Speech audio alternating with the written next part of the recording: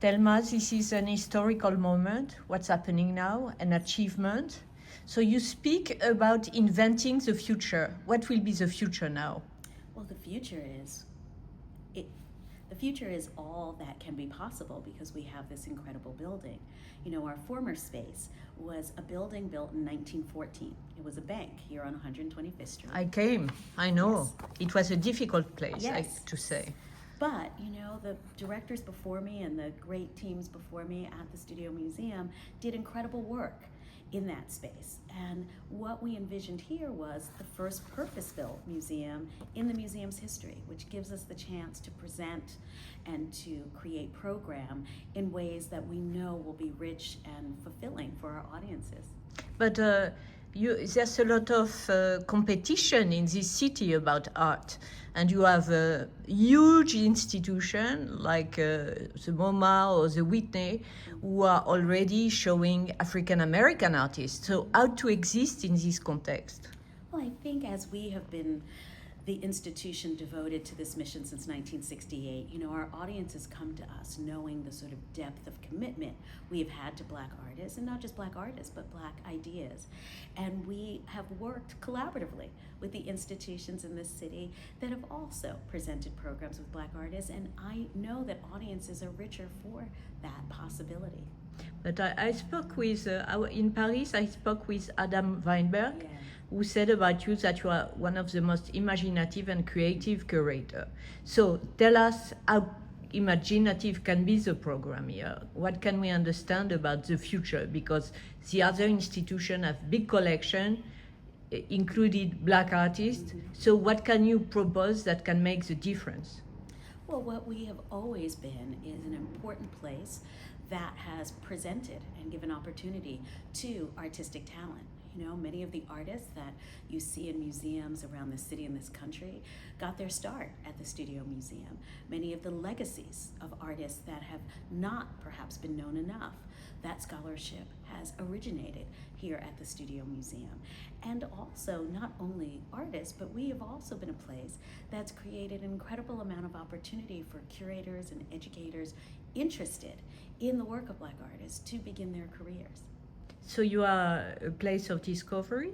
We're a place of discovery, but we're also a place that is invested in not simply only the discovery, but also creating opportunities for artists at mid-career or even further who want to present their work in ways that allow them a freedom and an experimentation that has been at the core of the museum since our founding.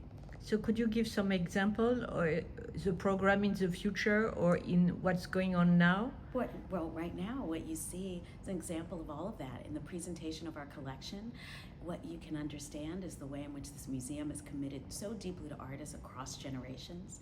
These works that have been in this collection for years and years, and some that have recently come into the collection, which really show the breadth and the depth of practice by Black artists.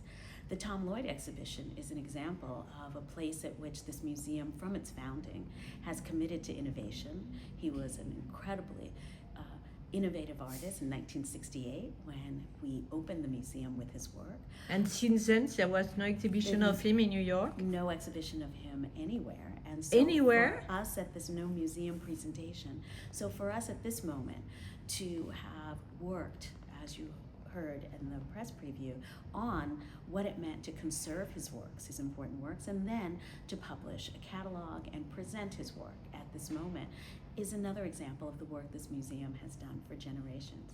And so for the future, can you speak about the program? Well, right now we're focused on this program now, this inaugural year, yes, where these programs will shift and transform through the year so that we're providing the opportunity to not just visit now when we open on November 15th, but for a full year for really transformative programming. And you spoke about resilience, about building this institution. Mm-hmm. Why? Because our founding was very modest in physical space and resources, but it was rich in ideas. And it's hard for people to imagine, given the world we live in now, that this was an incredibly bold idea that our founders had to create a museum in Harlem devoted to Black artists in the widest definition of what that could be. And so, in many ways, this institution's resilience, right, its ability to continue to grow through the years, to make an argument for itself, to support and sustain itself, to get to here we are 58 years later, opening this incredible, fantastic building, is a sign of vision, it's a sign of brilliance, it's a sign of the commitment of all of those who came before me that made it possible. And do you think that the world now is more fair with African American artists?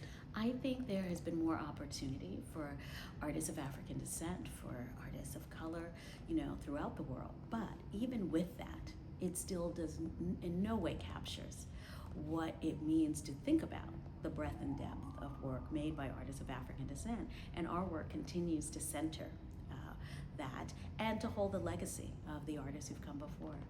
And there's not only black artists. For example, I saw Louise Nevelson's work, which is an homage to Martin Luther King, right? Because our mission also always included the idea of work that has been deeply inspired by Black culture. So there are many works in our collection that have come to us very specifically because of the way in which they are resonant with the culture, and we are proud to steward those works in this collection. There's no video in the exhibited now. I missed one? There are several video works. I'll have them point them out to you when you're able to go into the gallery. Yes, I've been, but yes. There's no large space dedicated to video, no? No, but the galleries are designed in such a way that that is possible. So that, again, this presentation is going to change almost every month. So there will be moments where you will get to see all media presented in new and different ways. And you seem to be hyper local and hyper international, global. Yeah. So how can you do that? Well, because we're hyper local in that we are rooted in this community. We are a deep and profound part of Harlem, and we see that as a great gift, right, of this institution, that we can have these deep ties to this great and historic community. But our program, our presentations, and the way they live in the world is international, so that we hold those two things very close together as we think about how we work in the institution and how we make our mission manifest. Yeah, but how to be global? In our program, in the ways in which we exist internationally in the world, our partnerships, the ways in which we are connected through artists, curators, and ideas to the global Black presence of art and artists around the world. And so you imagine some collaboration? We have in the past, and we will continue to.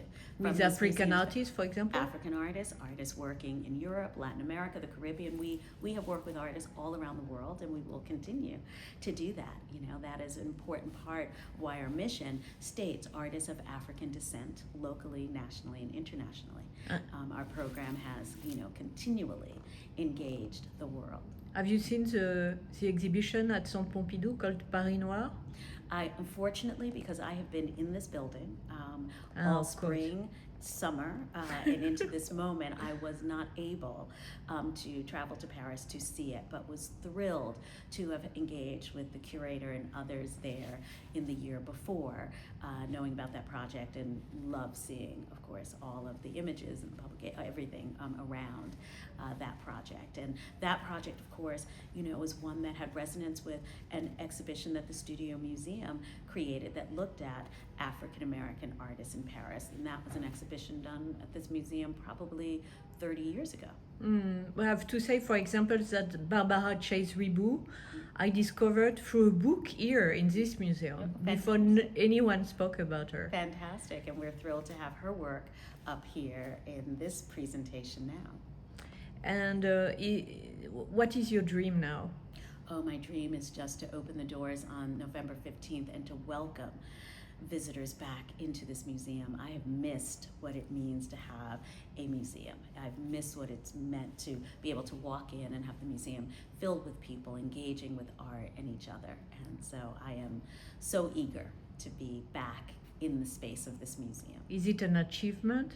Oh, it is, and it's an achievement that I believe began when our founders envisioned this museum. You know, we are realizing in many ways their goals. Is it a political museum? It is a museum devoted to art and culture that is informed by, you know, the power and possibility embedded in Black life. Merci beaucoup. Thank you.